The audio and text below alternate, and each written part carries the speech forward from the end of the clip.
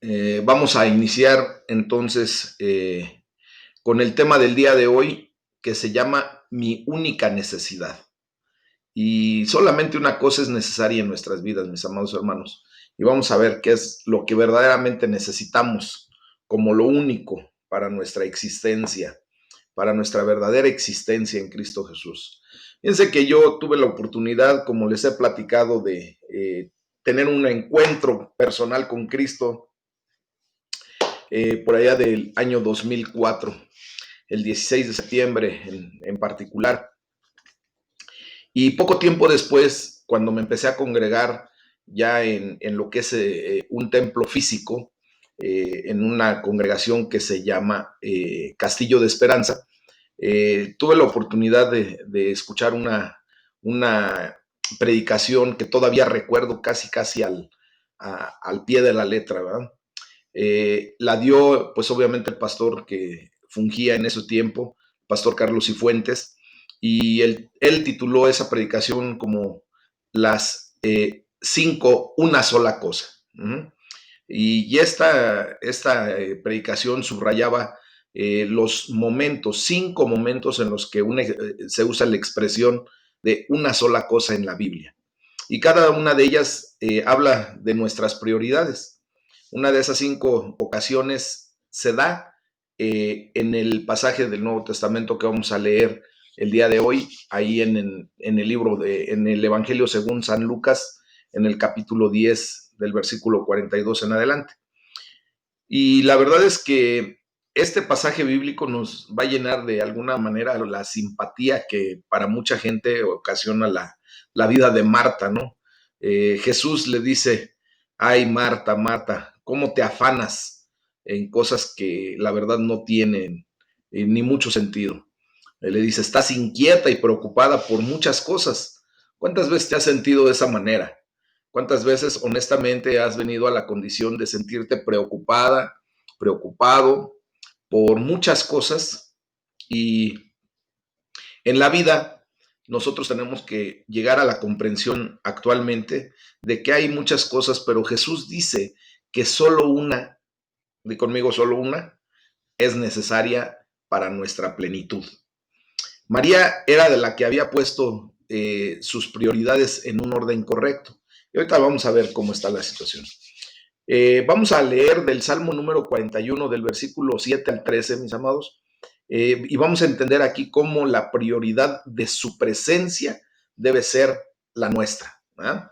Nosotros tenemos que llegar a establecer que la prioridad que tenemos nosotros es la presencia de Dios en nuestras vidas. Dice la palabra de Dios ahí en el Salmo 41, es un salmo de David, del rey David, y del versículo 7 en adelante dice, reunidos murmuraban contra mí todos los que me aborrecen, contra mí piensan mal diciendo de mí, cosa pestilencial se ha apoderado de él, y el que cayó en cama no volverá a levantarse. Aún el hombre de mi paz, en quien yo confiaba, el que de mi pan comía, alzó contra mí el calcañar. Mas tú, Jehová, ten misericordia de mí y hazme levantar, y les daré el pago. En esto conoceré que te he agradado, que mi enemigo no se huelgue de mí.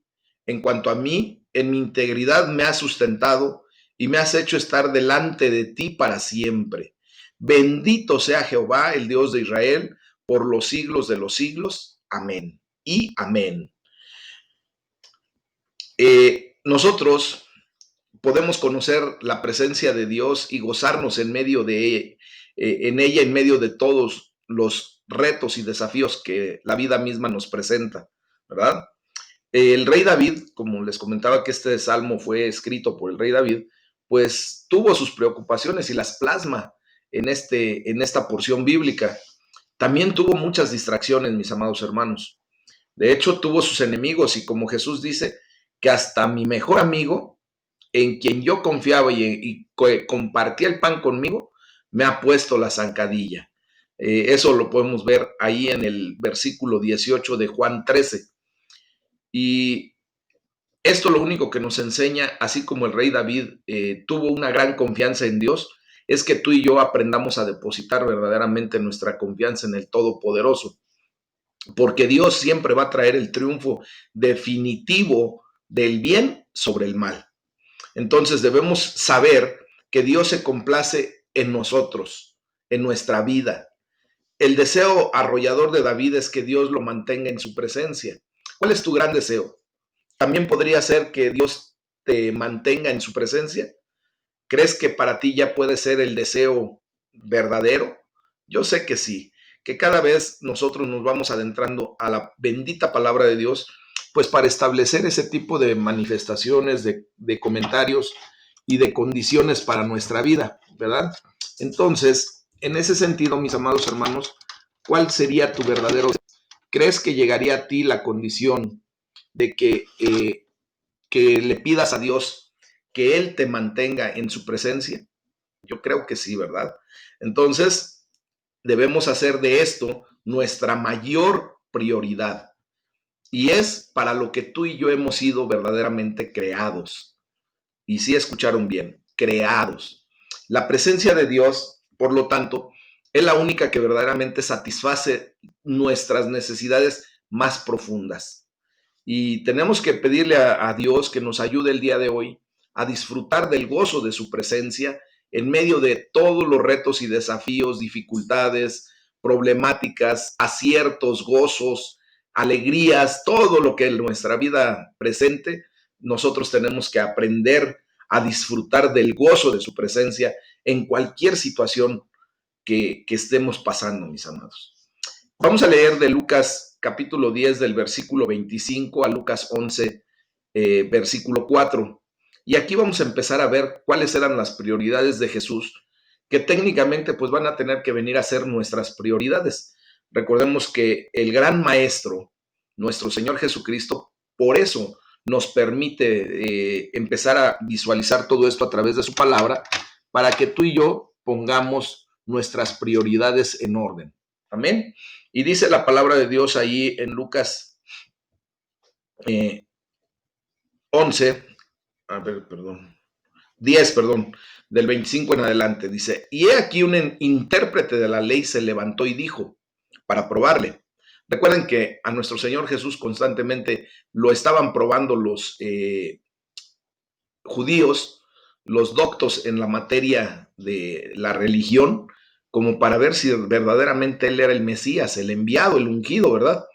Y le dice este intérprete de la ley, maestro, ¿haciendo qué cosa heredaré la vida eterna? Él le dijo, Jesucristo le dice, ¿qué está escrito en la ley? ¿Cómo lees? Aquel, el intérprete de la ley, respondió y le dice, amarás al Señor tu Dios con todo tu corazón y con toda tu alma y con todas tus fuerzas y con toda tu mente y a tu prójimo como a ti mismo. Jesucristo le contesta y le dice, bien has respondido, haz esto y vivirás. Pero él, el intérprete de la ley, queriendo justificarse a sí mismo, como muchas veces tú y yo queremos justificarnos delante de Dios, ¿verdad? Le dice a Jesús, ¿y quién es mi prójimo? Respondiendo Jesús le dice, un hombre descendía de Jerusalén a Jericó y cayó en manos de ladrones, los cuales le despojaron e hiriéndole se fueron, dejándole medio muerto. Aconteció que descendió un sacerdote por aquel camino y viéndole pasó de largo. Asimismo un levita, llegando cerca de aquel lugar y viéndole pasó de largo. Pero un samaritano que iba de camino vino cerca de él y viéndole fue movido a misericordia. Y acercándose vendó sus heridas, echándole aceite y vino. Y poniéndole en su cabalgadura, lo llevó al mesón y cuidó de él. Otro día al partir sacó 2 denarios y los dio al mesonero y le dijo, cuídamele, y todo lo que gastes de más, yo te lo pagaré cuando regrese. ¿Quién pues de estos tres te parece que fue el prójimo del que cayó en manos de los ladrones? El intérprete de la ley le contesta al Señor, el que usó de misericordia con él. Entonces Jesús le dijo, ve y haz tú lo mismo. Aconteció que yendo de camino entró en una aldea y una mujer llamada Marta le recibió en su casa. Esta tenía una hermana que se llamaba María, la cual, sentándose a los pies de Jesús, oía su palabra. Pero Marta se preocupaba con muchos quehaceres y acercándose dijo, Señor, ¿no te da cuidado que mi hermana me deje servir sola? Dile pues que me ayude. Respondiendo Jesús le dijo, Marta, Marta, afanada y turbada estás con muchas cosas, pero solo una cosa es necesaria. Di conmigo, solo una cosa es necesaria. Amén. Dice, y María ha escogido la buena parte, la cual no le será quitada. Capítulo 11, versículo 1 en adelante, dice, aconteció que estaba Jesús orando en un lugar y cuando terminó uno de sus discípulos le dijo, Señor, enséñanos a orar, como también Juan enseñó a sus discípulos. Y les dijo, cuando oren, digan, Padre nuestro que estás en los cielos, santificado sea tu nombre, venga tu reino, hágase tu voluntad como en el cielo, así también en la tierra. El pan nuestro de cada día, dánoslo hoy y perdónanos nuestros pecados, porque también nosotros perdonamos a todos los que nos deben. Y no nos metas en tentación, mas líbranos del mal. Bendita sea la palabra del Señor. Fíjense bien que Jesucristo nos hace ver sus prioridades. Ahora la pregunta para ti sería, ¿cuáles son las tuyas? ¿Cuáles son tus prioridades? ¿El tiempo con Jesús es algo que tratas de embutir en tu apretadísima agenda? ¿O más bien planeas tu relación con Él como la prioridad número uno? ¿Qué tú haces? ¿A Jesús le dejas el último de tus tiempos? ¿O lo acomodas en relación a tu agenda? Que agarras y empiezas aquí a anotar todas tus actividades del día y de repente dices, chin, ya no cabe Jesucristo aquí. Ya no cabe una cita con Jesús, porque tengo todo el día ocupado.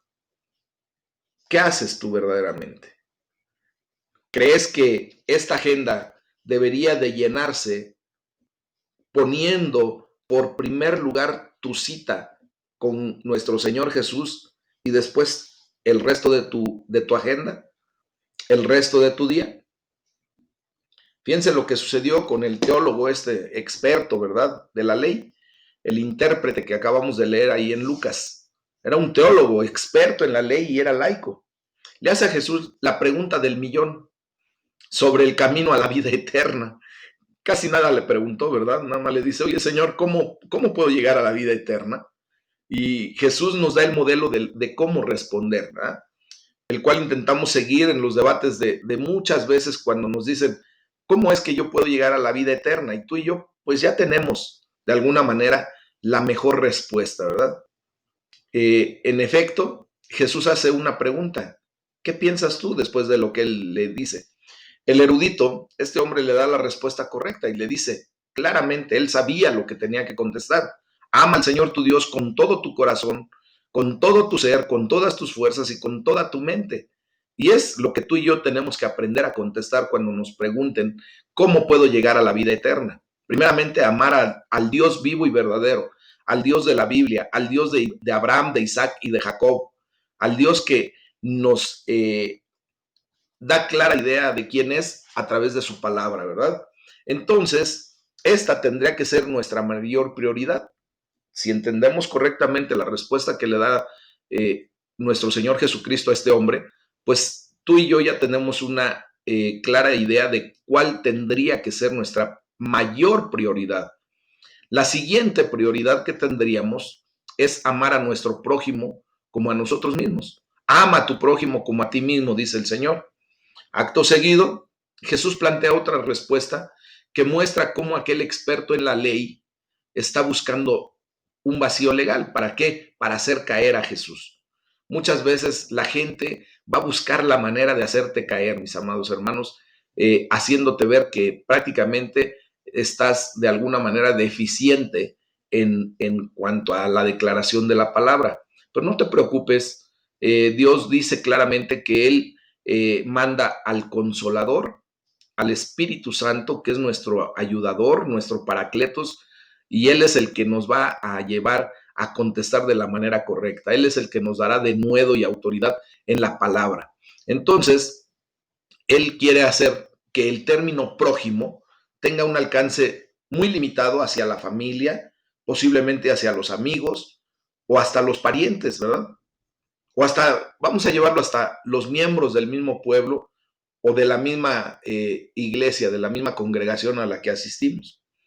Este hombre que conocía mucho de la ley pensó que con esta pregunta iba a hacer caer a Jesús y Jesús le iba a decir, bueno, tu prójimo es el que está nada más aquí cerca de ti, es el que está a tu lado, ¿no? Y Jesús responde con una historia, fíjense, noten cómo nuestro Señor Jesucristo es muy, obviamente, Él es la sabiduría propiamente, y le responde de una manera bien especial. Le pudo haber respondido así rápido. Tu prójimo es todo aquel ser humano que pueda estar a tu alrededor en cualquier momento.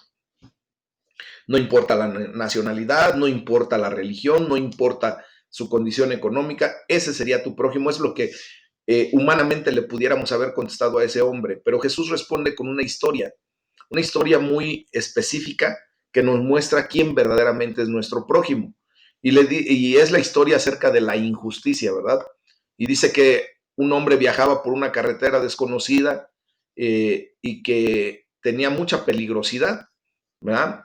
Y venía desde Jerusalén hacia Jericó, llevando obviamente bienes y objetos de valor, y resultó ser víctima de la injusticia.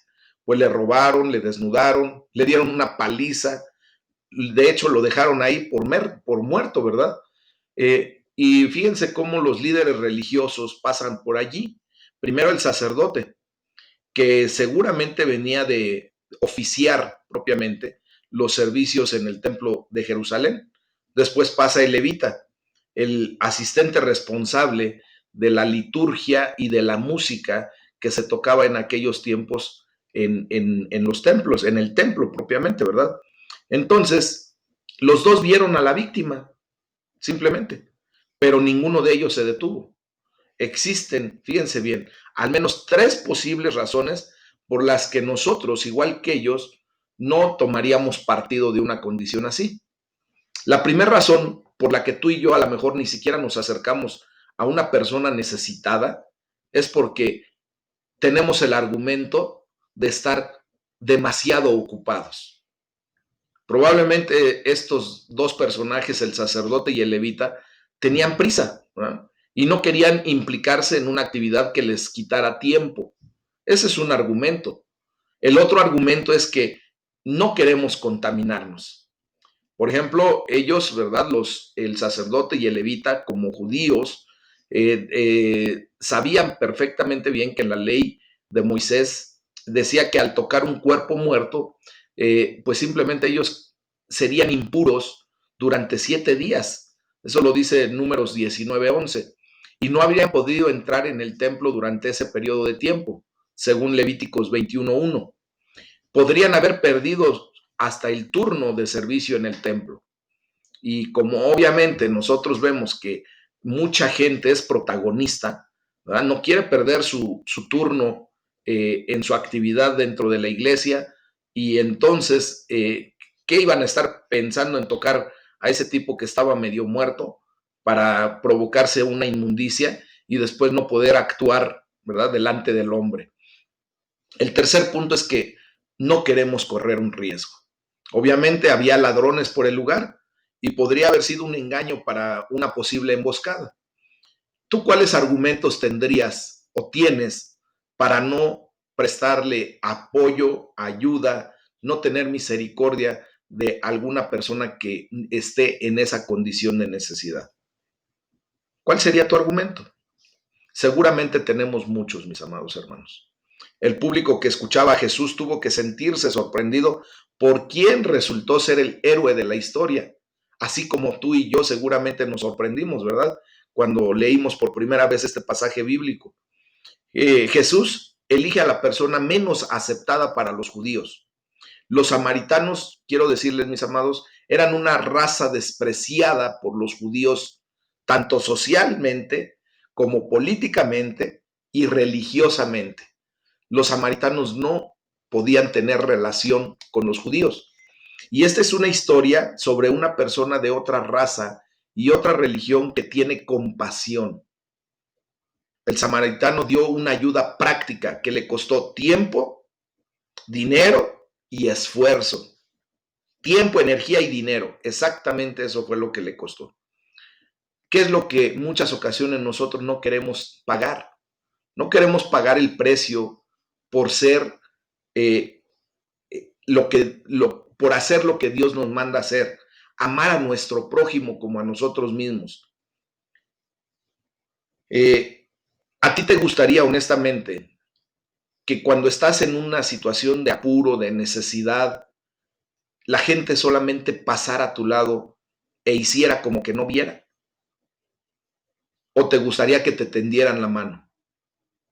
La palabra de Dios nos enseña que debemos hacer lo mismo que quisiéramos que hicieran con nosotros, así mismo hacerlo con aquellas personas que están en necesidad. Entonces, la historia que Jesús contó nos muestra que el hombre de leyes hizo la pregunta equivocada. La pregunta correcta no es ¿quién es mi prójimo?, sino ¿para quién puedo ser yo el prójimo? Amén.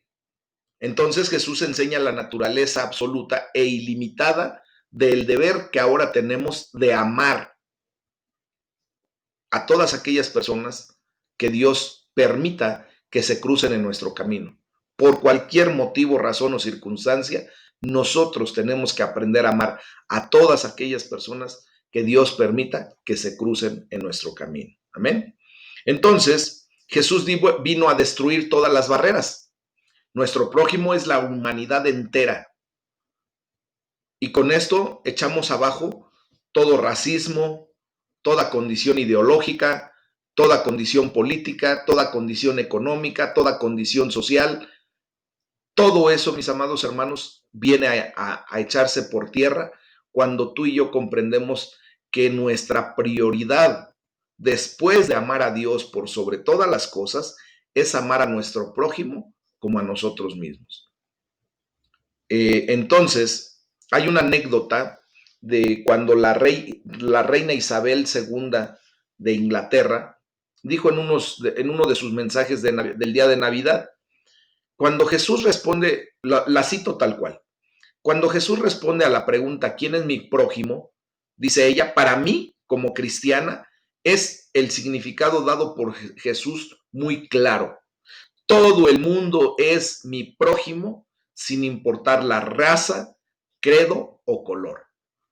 Entonces, si tomamos esta declaración de la reina Isabel, pues es algo muy correcto.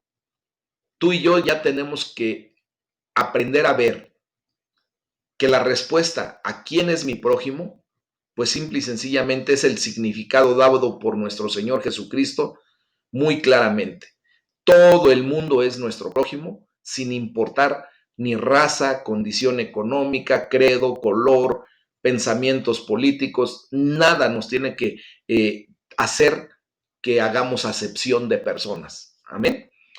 Fíjense bien cómo este hombre, ¿verdad? Más bien, cómo Jesucristo hace la narrativa muy, muy puntualizada. Primero, ¿verdad? Cuando viene el sacerdote, al ver a ese hombre, se desvió y siguió de largo. Esa es una expresión muy, muy evocadora a nuestra condición actualmente. ¿Cuántas veces tú y yo hemos visto la acción de una persona que está en necesidad y pasamos de largo? Fíjense que a mí me pasó algo bien curioso en el instituto bíblico que yo estudié. De repente teníamos examen, llegamos en tiempo, ¿no? En tiempo y en forma.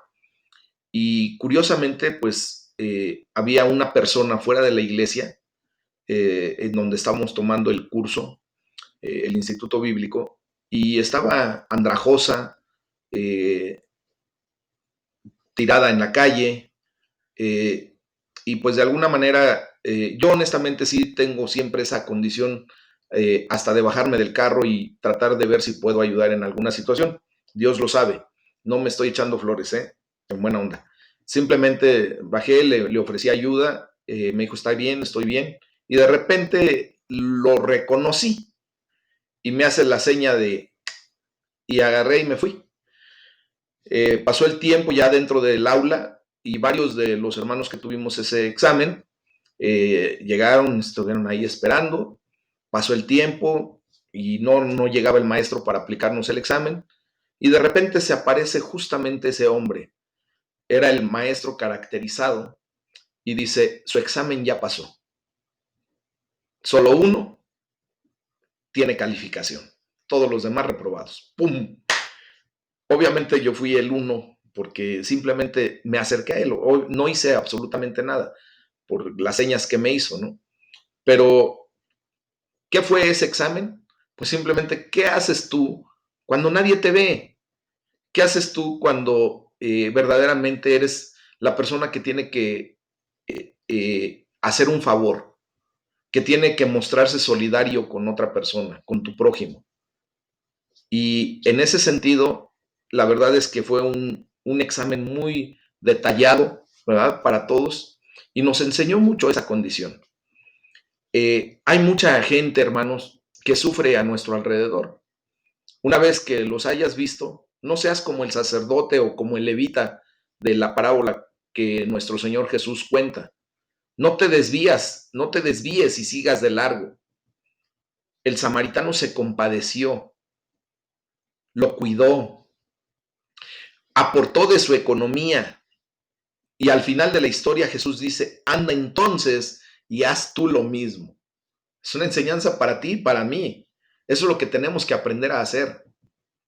Acercarnos a la gente necesitada, comprometernos con ellos y apoyarlos, ayudarles. Cuando ayudas a la gente que sufre, mi amado hermano, hermana, sostienes a los caídos y restauras a los quebrantados. Es cuando verdaderamente eres cada vez más como Dios, como Jesucristo. Amén. Y esta tiene que ser una altísima prioridad en nuestras vidas. Entonces, vemos cómo la siguiente historia muestra que nuestra capacidad de hacer esto, de ser un buen samaritano propiamente, como se le ha conocido a esta historia, ¿verdad? A esta parábola, pues emana de una prioridad aún mayor. O sea, el hecho de poder apoyar, de ser un buen samaritano, de ser un buen prójimo para los demás, esto se da a resultas de una prioridad más alta. ¿Cuál es esa prioridad más alta? Pues simplemente la que nos enseña en la siguiente, en la siguiente historia que acabamos de leer, ¿verdad? Jesucristo nos enseña claramente cómo María puso sus prioridades en el orden correcto. Ella simplemente estaba sentada a los pies del Señor y escuchaba lo que Él decía. Cuando tú y yo venimos a escuchar la palabra de Dios a través de estos devocionales, a través de las predicaciones, a través de las enseñanzas que se dan, pues simplemente es lo que está haciendo María en ese momento, ¿verdad? Se sienta como una prioridad y escucha a Dios.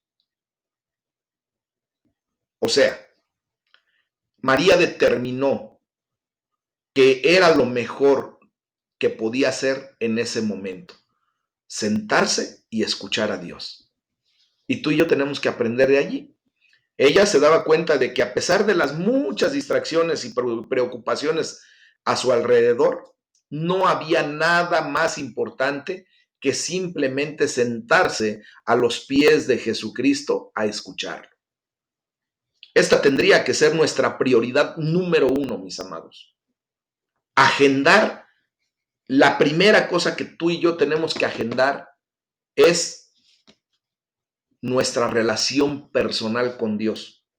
Sentarnos en un momento, como lo estamos haciendo ahora, nos estamos acostumbrando a algo correcto, a hacer exactamente lo que debemos hacer. Gloria a Dios por los que ya entendimos que nuestra prioridad número uno es buscar la presencia de Dios, escuchar a Dios mismo.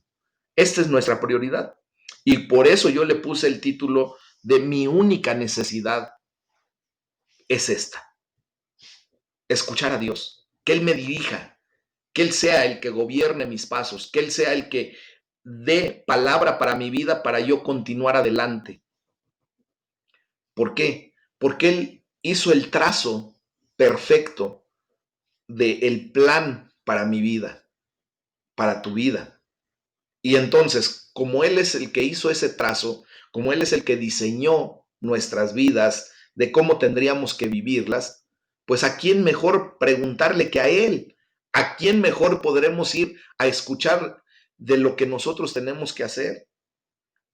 Pedro mismo le dice al Señor Jesucristo, ¿a quién podremos ir si solo tú tienes palabras de vida eterna? ¿Verdad? Entonces, esa es la prioridad que tenemos que tener ustedes y yo a partir de hoy. Nuestra única necesidad cubierta cuando venimos a los pies de Cristo y escuchamos su voz. Amén. Marta, por el contrario, ¿verdad? Estaba demasiado ocupada como para tomarse el tiempo de disfrutar su amistad con Jesús cuando éste visitaba su casa.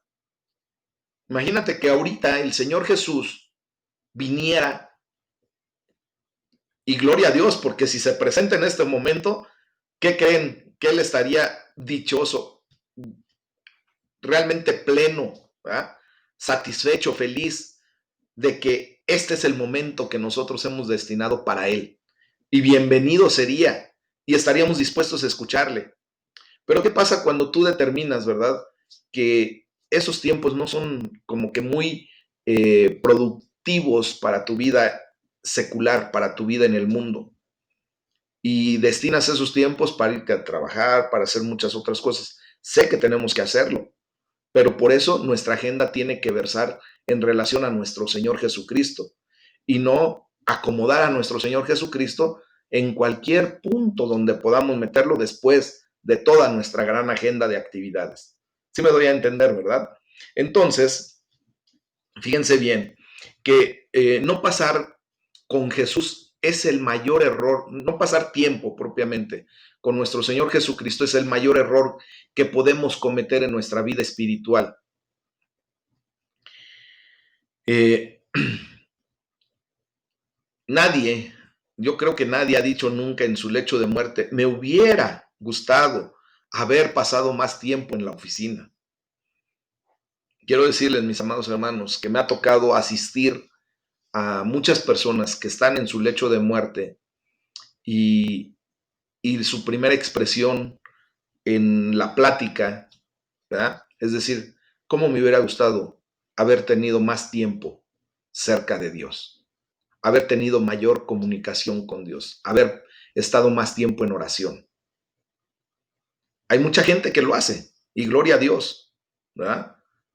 Eh, Nosotros como familia tuvimos la fortuna de que mi papá, por ejemplo, justo cuando él falleció, él estaba leyendo su Biblia, estaba en intimidad con Dios, le sobreviene el infarto y de verdad la expresión de mi papá al momento de su muerte, para la gloria de Dios, fue una expresión de paz, de armonía, de tranquilidad, porque verdaderamente él puso sus prioridades desde mucho tiempo antes de su muerte, pero eso lo llevó a tener una condición en que cuando él partió con el Señor, iba seguramente feliz.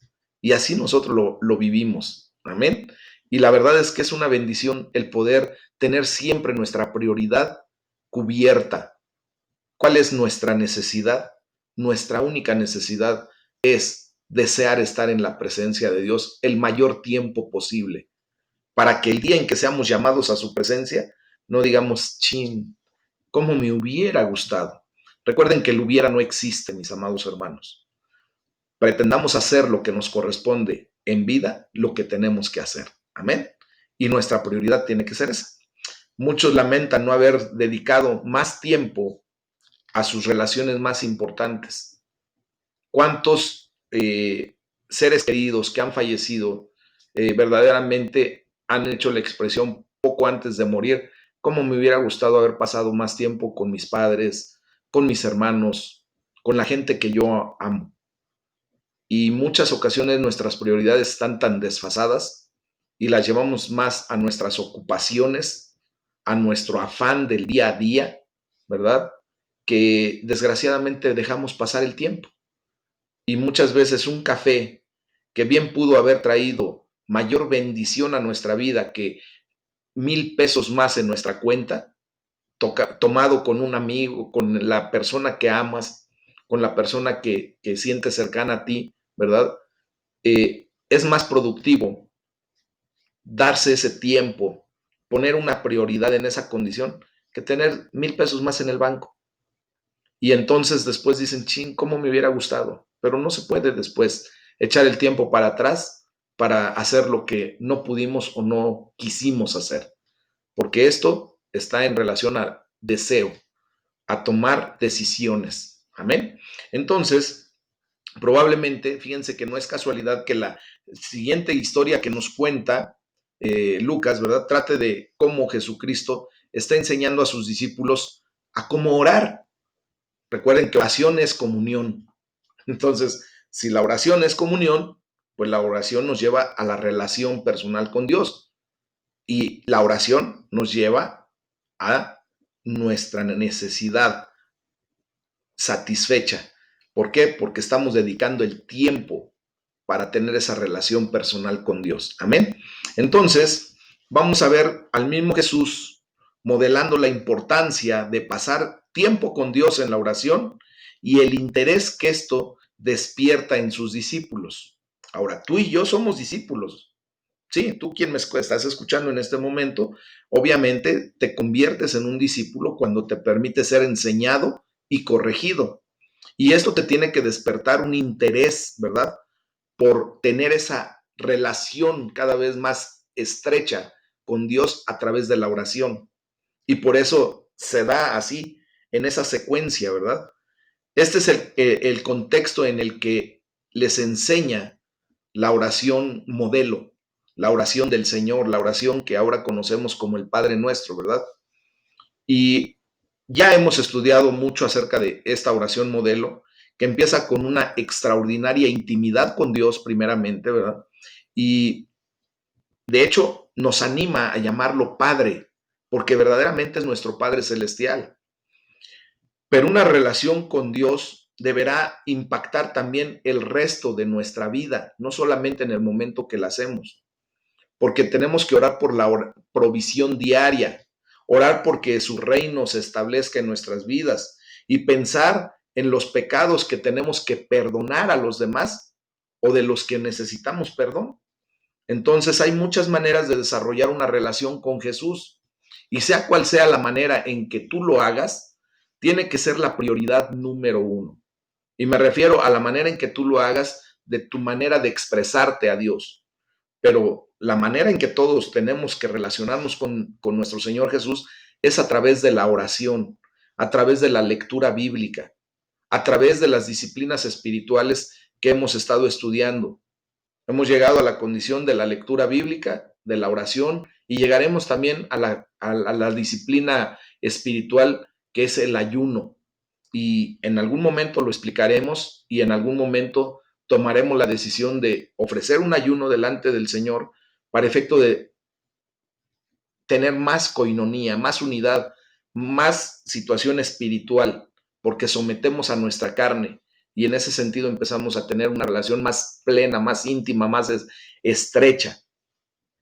Y por eso tenemos que decirle al Padre Celestial que nos enseñe a disfrutar de su presencia, que verdaderamente sea un deleite para ustedes y para mí el hecho de venir a la presencia de Dios, el hecho de apartar este tiempo, de que este tiempo yo veo en muchos de ustedes, la gloria sea para el Señor, la gran mayoría de ustedes están ansiosos, anhelantes, ¿verdad? Expectantes de lo que Dios va a hablar a nuestras vidas. De hecho, se conectan 5, 10, 15 minutos antes y ya están a la espera de que den en punto de las 9 de la noche y en punto de las 10 de la mañana.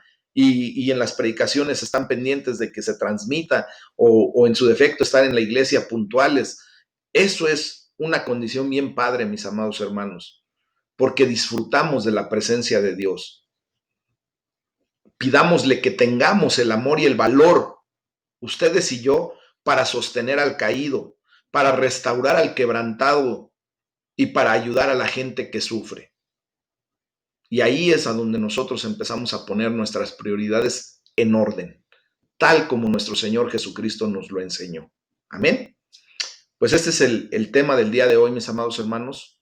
Vamos a orar, vamos a darle la gloria a Dios.